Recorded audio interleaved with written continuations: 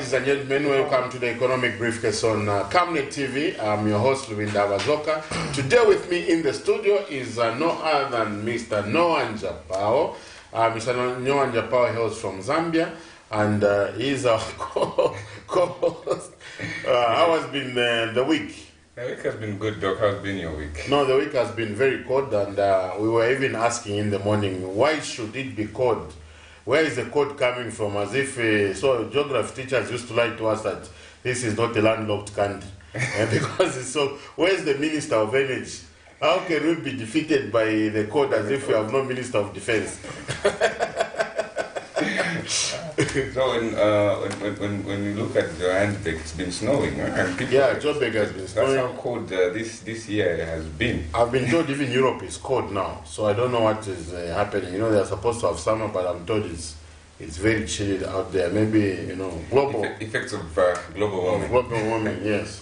Today, ladies and gentlemen, we have a guest that we are going to introduce to you after our, our usual market update.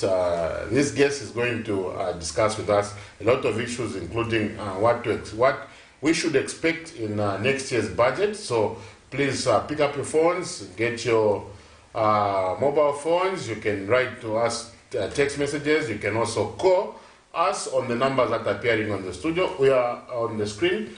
We're also going to discuss, what government is doing to enhance, delivery of medicines and other related items to hospitals. This particular person, I have been seeing them on social media, actually very active in those lines. So I wanted to ask, Honorable, how you are, because I saw him actually, take things into his own hands and, to try to push the agenda. And some of that equipment is here in Zambia. So this particular person, I'm not going to introduce them, but of course you have already seen from the screen. Next time we'll tell our director to hide. So on this note, Honorable Njapao, let's quickly drift into the market updates.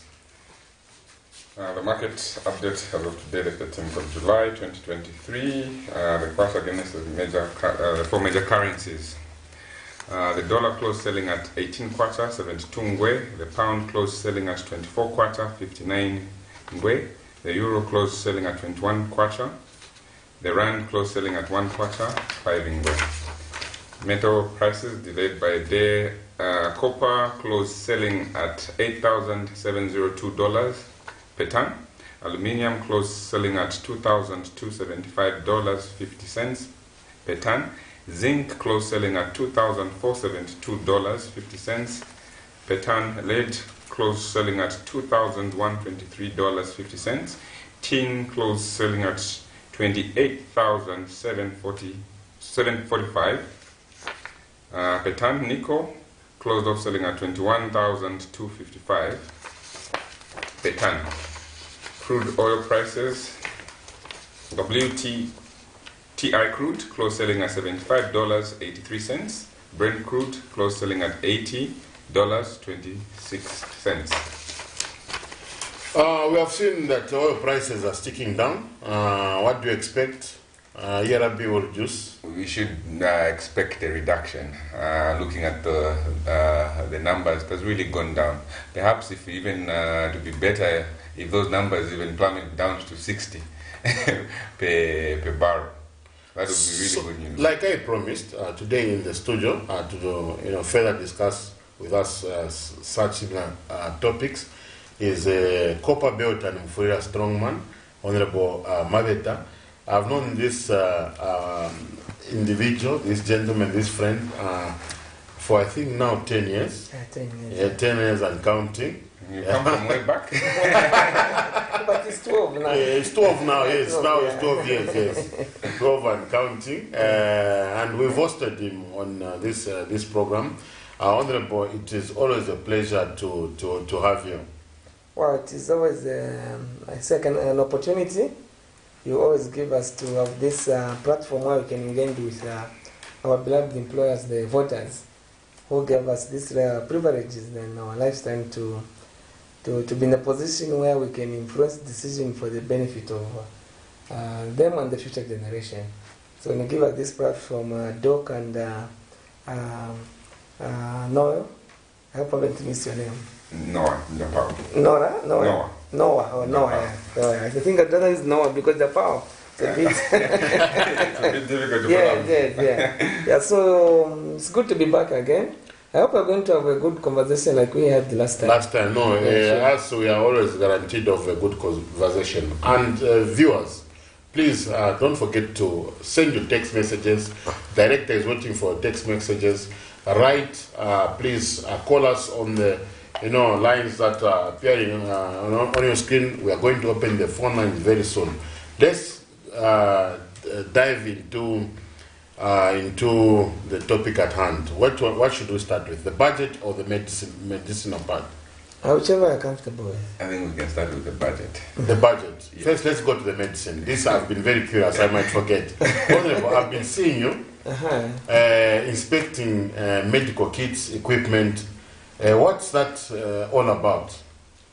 Well, I think I was privileged to be added to the Committee on Health this year by the Speaker of the House through the clerk. So when I got into this Committee on Health under Parliament, I started getting some interest to understand what really happens, because when we're doing the budgets, obviously, we see the allocations which are being given to these minutes. We compare. 2021, there was only 730 million. 2022, there was 3.2 billion. 2023, there is 4.3 billion. So when you add the amounts, the changes in the quantums of funds being allocated to the Ministry of Health just for procurement of medicine and medical supply, it doesn't reflect in the availability of drugs. We could have, there are some months who could have a bit of drugs, but it wasn't adequate enough. So that those erratic availability of drugs. So through the complaints of so many MPs, the Speaker gave us an opportunity to go and do an oversight role. As the members of Parliament were given the responsibility to check what the executive does. So we went around the different hospitals and clinics in the Lusaka and Central Province just to check what was really on the ground. And we discovered that at the time we were conducting that research last year in September, there was only 51 availability of drugs. But that research also didn't tackle the adequacy. How long? Mm-hmm. If you have 51 items today, how long are they going to last before they get the next refueling and they get the next supply? So looking at the increment of the budgets, but what was on the ground was so different. I think it gave me some form of thinking to say, what was not happening? Where were we missing it? We have increased the budget allocation, but we're not getting what we desire. Because I'm sure the more you increase the budget line for anything, if you increase the budget line for chicken in your home, you expect to have more chicken than what you had before they increased the budget. So we started now getting to understand. So I took some time to go and visit the procurement entities, AMSA, to really understand what was happening. Why didn't we have the medicine? So when they put us through and explained the flaws and what we were expecting, obviously there was assurance to say by March we are going to have enough medications in hospitals.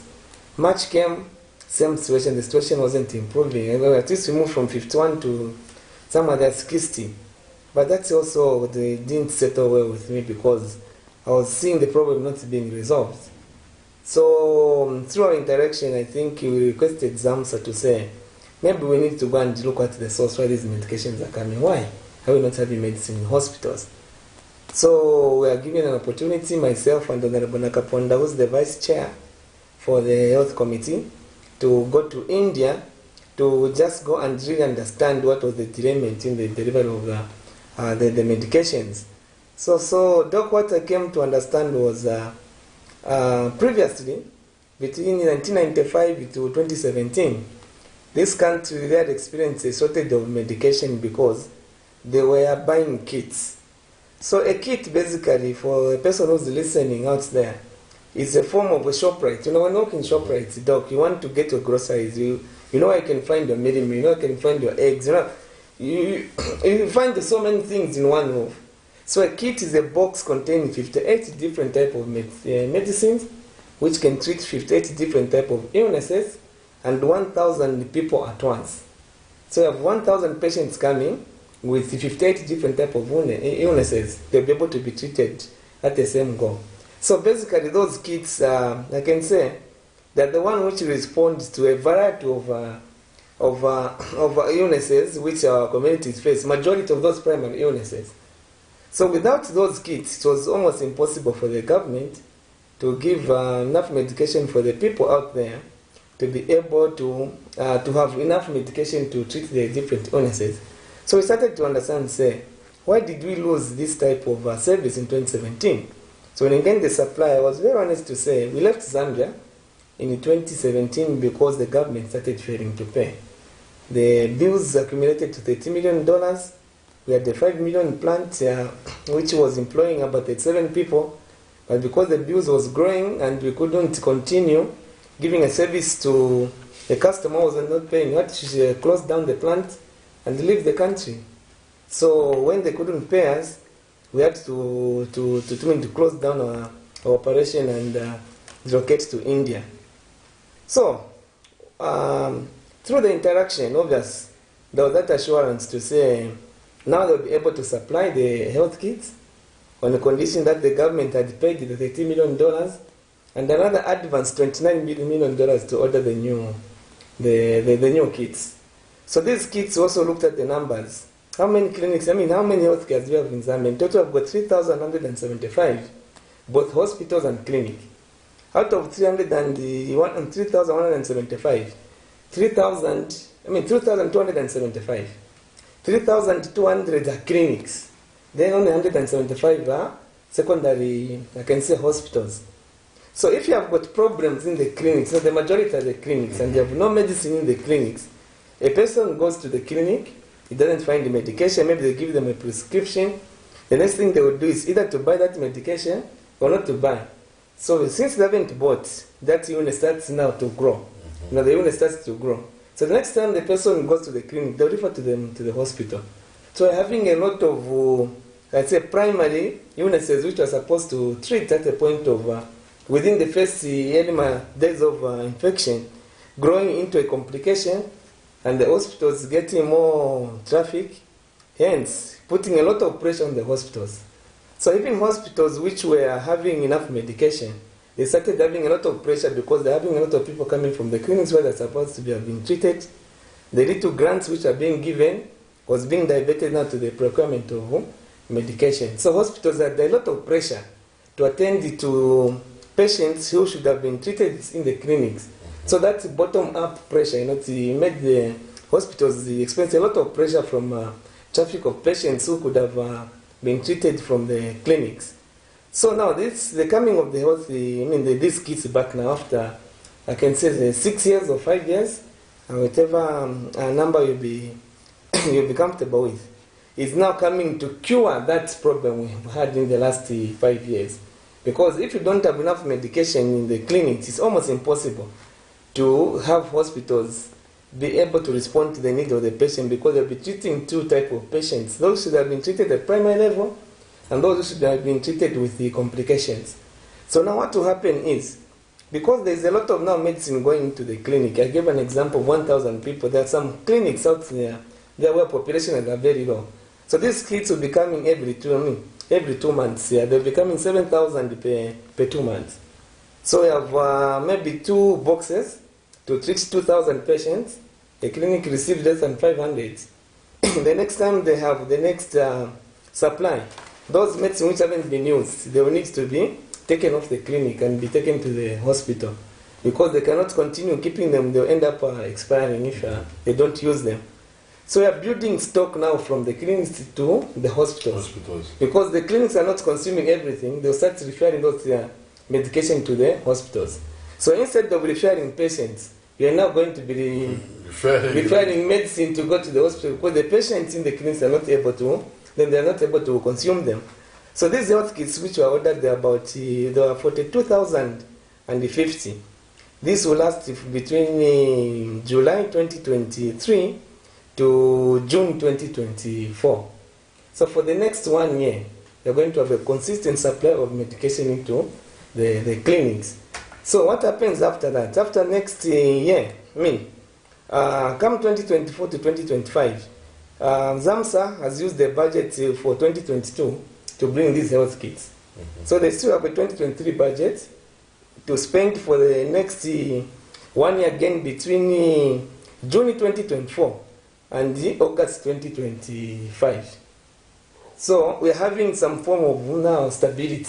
Yes, because we are using previous money to spend in 2023. I was in 2022. To spend. Oh, okay. Yeah, we're spending 2022 from July 2023 to June 2024. Then the 2023 budget is going to be used in 2024 to 2025. So every year it's like when you allocate the money, you're putting your expenditure in the future. Yes. So now because we are having this saturation of medicine in the clinics, now the hospitals have now to concentrate on those specialized medicine, maybe medicine for sugar, medicine for different type of illnesses which are not very common. So to cater for that, the government has engaged the UNDP, they have engaged UNICEF to supply the medicines which are medicine made for hospitals, like mental illness medications, blood banks, insulin, different type of illnesses which are not usually treated at a primary healthcare system. So these supplies, as they started flowing, even the empowering of the citizen-owned companies, over 300 million of tenders have been given to citizen-owned, Zambian-owned pharmaceuticals companies to also participate in the bulk supply of medicine which are going to go into the hospitals only. So from the system which has been put, the allocation of the funds, and just going back to what used to work, because what we did in 1995 to 2017, we're talking of close to over 20 years, we abandoned what used to work and introduced a honeybee who supplied us, remember, with those rotten drugs. Because when the government was failing to pay the mission farmer, they had to find the drugs and they went to honeybee, which was the option B. You know, when I owe you money, I fail to pay you and I engage another supplier so that I can continue providing a service. Now that supplier brought more problems because they even delivered the medicines which are below standard. So when you look at this comparison, you find that to get back this system working, the government has spent only $29 million. What was given to Honeybee was $27 million. We put $27 million into a supplier who didn't have the capacity or the experience and wasted the $27 million of citizens' money. But to bring back what used to work, the government has spent $29 million. So you can see how much the direction we're trying to take as a country by ensuring that first we clear the backlog, we build the confidence in the people we used to do business with, and secure the future for the citizens. So I'm sure if you've been watching news, and the people who are watching from, who are listening and they work in clinics, they'll be able to attest to me to say the same medicine which they saw maybe 5-6 years ago is now back in the clinics. For those who are recruited in the last 5 years, they've never seen that medication. But for that, from the package, you know, from the package you can tell that this is quality. Because those boxes which they're using to package the medication, they are branded GRZ.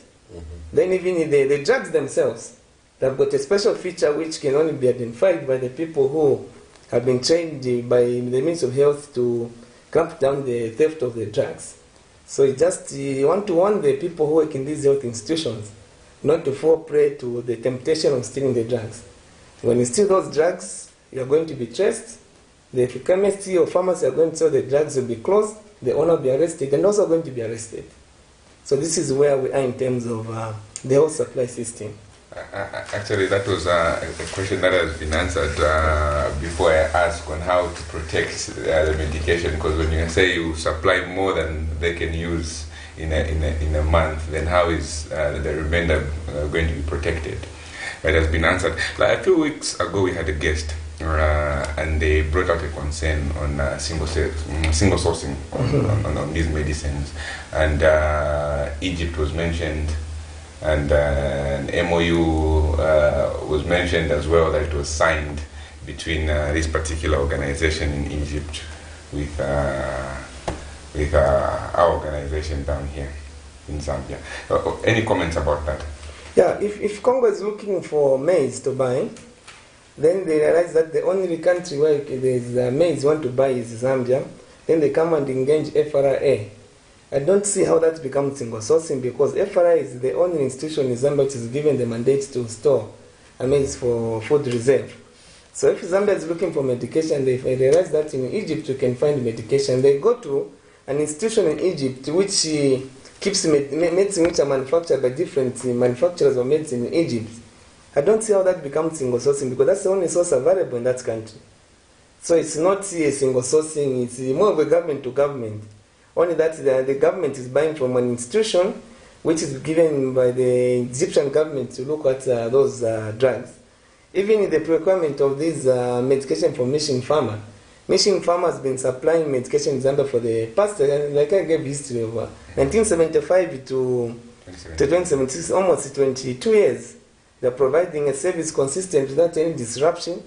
Then they've also continued, even when they left Zambia, they continued supplying to Zimbabwe, Mozambique, Congo, Ethiopia, Uganda, most of the southern countries with similar geographic, or can say a similar pattern of diseases to Zambia.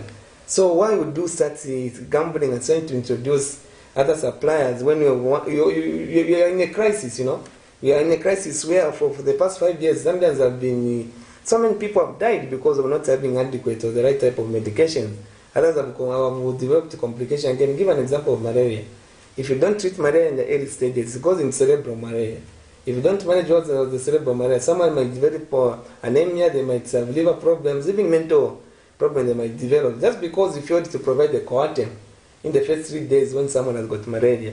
So when you're looking at a crisis, the first thing you have to do is to look at what worked. You don't need to reinvent the wheel. All you need to do is to look at what worked. How come we didn't have a problem of medical supply for the past, for 22 years? Then we had this 6 years of poor medical supply in our healthcare system. So sometimes I think it's not just about who does it, it's what you get. What you get, so that you look at the cost benefit and people continue dying. When you've got the money, you've got the supplier, and the pricing is also okay. Because when you look at what was spent on honeybee and what has been spent on mission farmer, you can't compare the two. Well, honeybee brought us, I can say, sorry for using this rate, they brought us rubbish. But you've gone to someone who has brought us quality within a difference of $2 million, and they're going to have the same medication for the next 1 year. So it is a decision which every Zambian should be proud of. You confirm mission farmer is back? Yeah, they're back, and we've been talking. I've been updating them on what is happening and how the Zambian people are happy. So the two directors are coming in the country in September to look at the possibilities of setting back their plant, because they've realized it will be cheaper for them to start packaging their medicine in Zambia, since they already have got markets around and talked of Zimbabwe, Mozambique, Congo, Uganda, and other African countries. So they're looking at Zambia now as an opportunity for them to come and expand their operations. So obviously we're looking for jobs. You want Zambians to get jobs. So when such a move comes, they have to receive it with both hands, so that they can set up that plant, they close them, maybe even bigger, since the market has even grown, so that they can employ more Zambians and pay taxes. Emphasizing on primary healthcare is very important, especially for our society. What other measures are there around so that the primary healthcare system is, apart from the same medication, the kits you've talked about, and those measures you mentioned that have been put, that whoever gets medication from these supplies will be traced. What other measures are there to reinforce especially the security? Yeah, well, obviously, the security on the drugs, even before, it has been something which has been a great concern, but it was so difficult to fight a theft of drugs, because there was this argument. I remember the time the minister spoke about people working in hospitals stealing the medicine, and the response, how can you steal what is not there? Okay? So there was that debate, but this time there's no debate, because this medicine in the hospitals. So every Zambian should wake up to the occasion. This is not as medication. This is not MABETA's money. This is your money, your taxes you pay, of which part of which has been apportioned to take care of your health. So if you allow people to steal your medicine, you're not punishing the president, you're punishing yourself. And health is something which you cannot politicize. You can fall sick anytime. You can't tell when you can fall sick. Maybe your BP can shoot because of bad message, or maybe you haven't been treated, or that's just something, you just develop a bit of complication, your BP goes up. You go to the clinic, the medication for BP is not there, you die.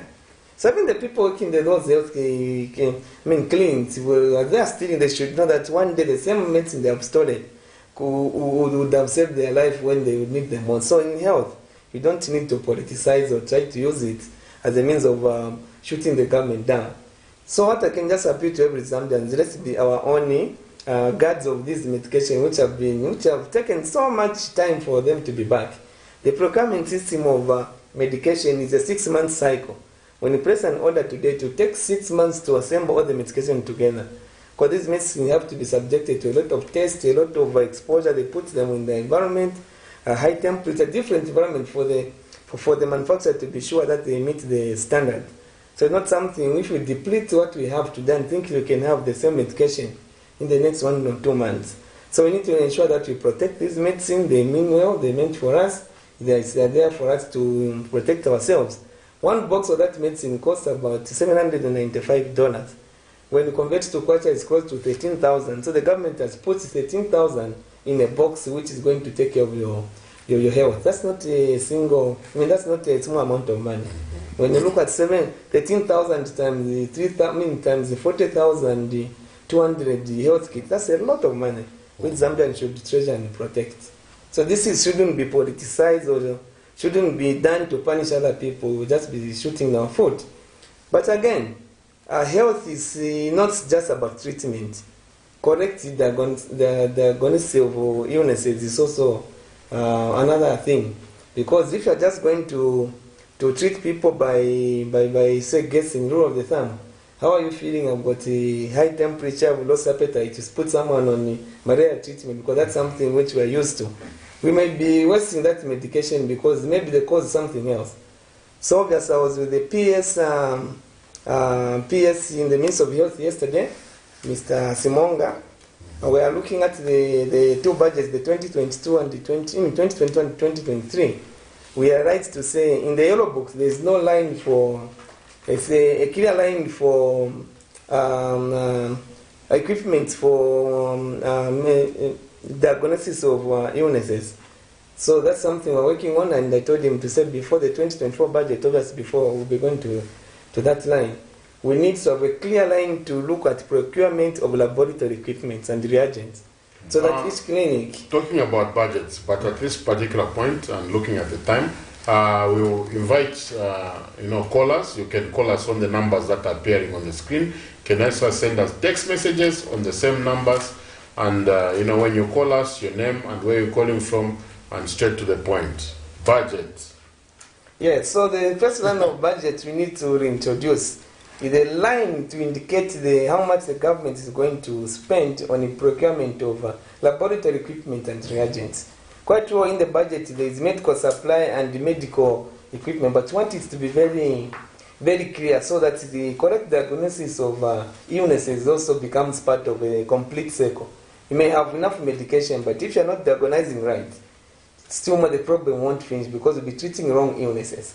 Well, number two, be wasting the medications. You keep on trying. You try this 3 days, someone doesn't improve. You change the medication. Firefighting. I'm sure doctor was... That's actually a good point. That most hospitals, government hospitals, with certain tests, they'll refer you to private institutions saying, for this test, there is this lab. Yeah, so that part also has to be handled. It's not just about x-rays, it's not just about cancer detection, but even just mere infections, typhoid. If you don't detect typhoid starts like malaria. It takes long if you don't use the full blood culture or take to the lab. So we have to ensure that most of our population, they've got access where when they go to the clinic, they're able to be detected. I mean, the illness is detected in the early stage when you can treat it. So if you don't handle that part, you might have a lot of medications. You haven't sorted out the health system. So we need to ensure that we invest a lot of money now in the laboratory and laboratory reagents, so to ensure that the right diagnosis of the illness is done. I'm sure we're expecting our life expectancy to go up in a few years. Health, I think health, Unfortunately, health is something which is very close to an individual. Even me, when I'm sick, I go to the clinic, I don't find the help I'm looking for. Definitely, I wouldn't be in love with the people given the responsibility to manage our affairs. Even in Barack Obama, to win his second term, he had to bring that at Obama what? Obamacare. Just so that Obamacare gave a lot of Americans that confidence to say they are the right president, and they voted him twice. Donald Trump, what kicked him out of office, obviously, was the mismanagement of the COVID. It wasn't him who brought that COVID, but the way he handled it, the way he trivialized it, he didn't manage it well as the president, and the Americans decided to get rid of him. So there's no political party which is going to be in government, and I want to emphasize this. There shall be no political party in government which is going to win an election with a collapsed healthcare system. Because the healthcare offends people so much, it really touches. When the doctor see that you are sick because of this affection I have with you, and I find that you are not being helped by the government, I'm not going to support that government. It's not only you who's going to be affected, but everyone who shares the same feelings we have, and it's very difficult to convince those people to say I've got the right government. So people might be saying, no, the reason they kicked out PF because of Kadarism, because of this, but me, I still believe the collapsing of the healthcare system also costed them a lot, and more especially the drama they brought of accusing each other. No, Dr. Chilufi has done this. Instead of sorting the real problem, it went deep into the people's hearts. So I just hope even we in the government will learn something. They're going to ensure that the right thing in the health system is done, because also I've heard a lot of complaints from people who've got cancer patients. Currently, we are not providing the right we have our first caller. Your name and where you're calling from? I'm calling from Kitwe. Yes, my name is Judith. Yes, Madam Judith, go ahead. Yeah.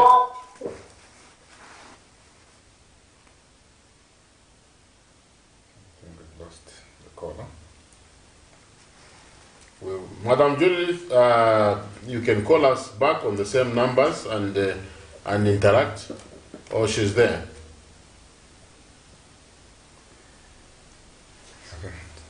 So speaking of the budget, how is the government engaging the citizens, mere citizens, in participating in the budget formulation, the medium-term expenditure framework, and all those?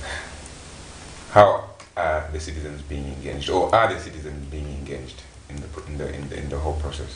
Well, I think the Ministry of Finance, to me, among the ministries which has performed extremely and exceptionally well, is the Ministry of Finance. I think we have a minister who's got a lot of massive experience. He's been in government before. He worked as Secretary to the Treasury. He worked before as a minister, and now a minister was the first minister to be appointed. That just showed the confidence the president had. So the Ministry of Finance, for me, if I was given an opportunity to rate the best ministry, I would still put the Ministry of Finance to be the best ministry in the last 2 years. Obviously, they have been having town hall meetings. The minister has always been coming to Parliament to give ministerial statements. I've seen him feature in different forums and ZNBCs under interview, explaining things without, I can say, promoting, exciting people, giving them things which they can do. I think he's one person who is not really a politician, but a professional. So we have the right person in that ministry who I can say is driving us in the right direction. So obviously the limitation of the debt, the unresolved debt, gave us a lot of challenges. Even when we could want to put a budget which was going to respond to the needs of the Zambian people, it's so difficult because we had something like the president said, we had a python which was on our neck. So no matter how much you wanted to breathe or to get fresh air, it was so difficult because of that structured debt. But obviously, as we go into 2024 with the news that the process of debt restructuring was started, because me, I still believe the debt hasn't been structured until the MOUs and everything comes on the table. So we just started the process. So with the conclusion of the process of debt restructuring, we expect to spend more or maybe open up more areas where we're going to create jobs. And in Zambia, obviously, if there's one industry which creates jobs quickly, is the mining. Because mining is labor intensive and they create a lot of jobs. More especially that we come from a constituency where it is a mining constituency. So we need the fresh capital to come into Mupani to complete those unfinished projects and increase our copper production. The second sector which creates short-term jobs but it creates a lot of jobs is also construction. You know, road construction, any type of construction obviously quickly creates a lot of opportunities, not only to the employees plus to the contractors. So this Lubito corridor, when it comes on board, the Ndona, the Lusaka Ndora Do carriageway, the Ndona Mufurira, and a lot of roads which have been earmarked to start constructing once the debt structuring program is done. Obviously will create a lot of jobs. So you need to put a lot of money into job creation, as well as continuing and developing the 13 farm blocks, because as a country we need to continue pushing the agenda of economic diversification. If we don't diversify our economy, we'll always be going back to the same problems. We'll try to be self-sustaining, but eventually the population growth overpowers the income we are generating, so you go back into borrowing, which is the easiest way to raise funds. Yes, your name and where you're calling from? I'm giving to the from Peter. Yes. I just wanted to comment on what the minister said concerning the key production distributed with the hospital at this stage. Yes.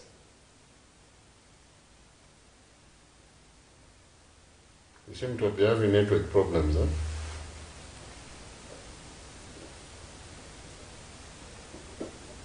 Are you still there? I think we've lost that call again. Read some messages. Yeah. Director, maybe we check some messages.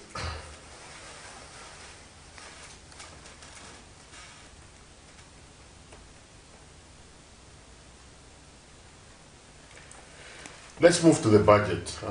This is a period when Zambians are submitting, their preferences or their budget submissions in readiness for the 2024 national budget. In line with the debt restructuring and what I'm sure the process hasn't been finished, so you can't guess what is going to be there. But what do you think, we should expect to see next year? I know we can't know because people are still, trying to put up their wish list. But maybe in terms of the performance of the current budget, vis-a-vis CDF and other empowerment programs that government have done. Hello, your name and where are you calling from? Hello. Yes. Yeah, Kunsan, go on down, Zina.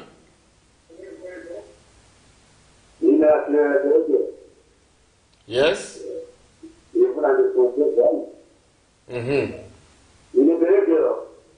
Timvera.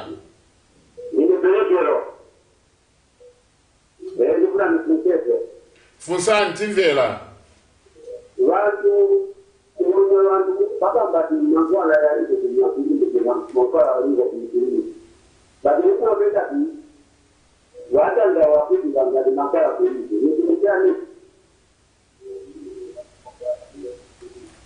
Okay. Which clinic is that? Ni clinic Bwanji. Yeah. Ni clinic Bwanji. Okay, so in Kanyama there are no drugs. No, I doubt if he has been to the clinic the last 2 days, because the distribution started on Friday. So most of the health clinics, and more especially on the line of rail, they received their medications Monday, Tuesday this week.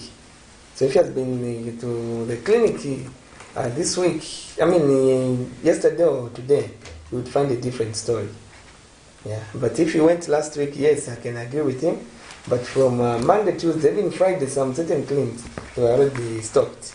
Obviously, the distribution process cannot flood all the clinics at the same time. Looking at the numbers we're giving, but I can assure to say, before the end of this month, all the clinics, including those in the remotest part of this country, will have these kits available for them. CDF, a lot of youth are anxious. CEC money, CDF. How is the performance? What should we work on? What should we improve on? What is working? Yeah, so when you look at the 2024 budget, like you are indicating, one area of, can say, hanging fruit, which the government has brought close to the people, is the CDF, obvious. So the indication of increasing the CDF, even further to 57 million, if that is was quoted not out of context, but it's a possibility. Now that you are looking at some funds being freed after the debt structure and completion, for me I would go for the idea of the government increasing that amount to 57 million, because that amount I think has given me a lot of opportunities for communities through WDC to champion or decide their priorities. So the CDF being in 3 components, being projects, human capital development, which is the skills and the boarding support, plus the empowerment, which is grants and the loans. I think it was a well thought idea, which is responding to a lot of needs of the people. Obviously, the procurement of the monitoring vehicles, which has given mobilities to the implementing officers, has seen most of the constituencies, as I'm speaking today, Doc, have had their 2023 projects already approved. And in 2022, when we got our approval for the projects late in November, because we are still going through this process of understanding, filling the form, and also mobility for the staff was difficult. But now we are progressing. From November, we reduced to June. Come 2024, maybe by February, March, we would have had our projects approved. So when you're given the resources, it's easy for you to prioritize the developmental agenda. Even the youths who've been given a chance, there are a lot of youths who are left in the court. They didn't have anywhere to go because they didn't have anywhere to take them to colleges. So they've taken opportunity of this CDF. I can give an example in KANKOYO of youths now at Notek who had resorted to becoming Jarabos because they didn't have the support anyone to take them to colleges. Youths with good results could have been wasted. So we have over 57 youths who are at Notek studying different type of engineering courses, or I can say artisan courses, which is going to be part of their career. What of, you are from KANKOYO. Mopani is deep, at your heart. What's the progress there? A lot of people are asking. I was just reading a text message here. Ask him about Mopani. Yeah, I think at the level where Mopani is, the minister gave a statement in Parliament where they said they have shortlisted 4 different companies. So in the next 3 weeks, they are going to settle for one, who they are going to engage now into agreements on what the government expects and what is expected of that investor or equity partner. So the minister gave a statement, the Minister of Finance, which was an official statement. We cannot speculate for now, and just allow the process to be concluded. Because what was difficult, obvious, the non-conclusion of the debt, which put this country at a high risk of becoming a junk economy, a hyper economy, because of actually those bonds were cashed, more especially which haven't yet been concluded. Remember, yes. They have decided to go in a non-disclosure. The bondholders, they would rather this issue is agreed privately. I don't know, maybe it's because they want to protect also their interests. Their interests, yes. Yeah, so it means that that area was a problem.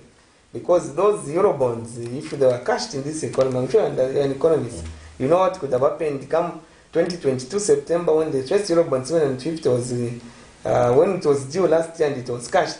Another $1 billion next year in April is cashed, and the last one in 2026. This economy, we don't have an economy to talk about. So that also held a lot of investors to sit on the fence and just try to see what is going to happen in Zambia. Since Zambia was at risk of these Eurobond holders. But now that risk is a little bit lessened because there is an official process of now restructuring the debt, which has given confidence. So we are hoping that the money which has been sitting on the fence will now come in the economy, so that we quickly finish up the projects which Glencoe left when they exited this economy. so that Mupani gets back to its production volume of not less than 200,000 metric tons. Because currently Mupani is producing 77,000 metric tons.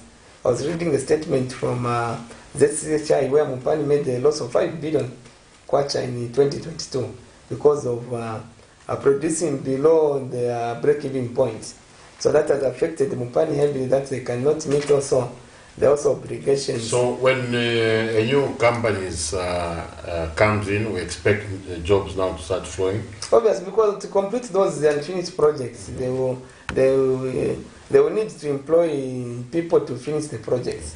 Number two, as production starts increasing, obviously, an increase in production requires labor.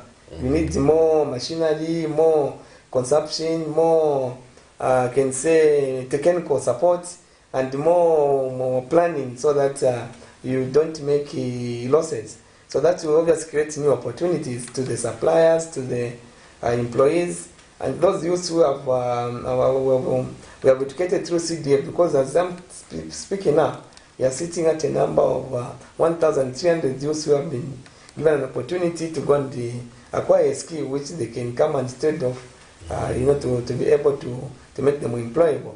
So most of those who did their courses in 2022, they are also hoping to see that when the mind starts picking up, they'll get an opportunity to apply the skills which they acquired through CDF. Mr. Njapa, as we wind up? As we end up, my good takeaway from the show today is the primary healthcare. Focus on the primary healthcare. I'm really happy about that. So, you are in supply chain, yeah? Or production management? Yes. The grasp of the topic. So I'm here seated. I said he was at CBU. That time there was no medicine. And there was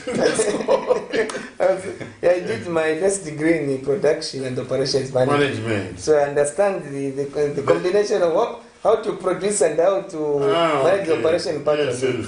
So what's happened in the midst of it, they're in the right track. Okay. Yes, we just hope when the budget comes, obviously with the opportunities have been given, and we're going to ensure that we invest more money into the diagnosis part of the illness. So that's a complete set of diagnosing right, treatment right, and to get the best result. So if we put more medicine without diagnosing right, we are not solving the problem.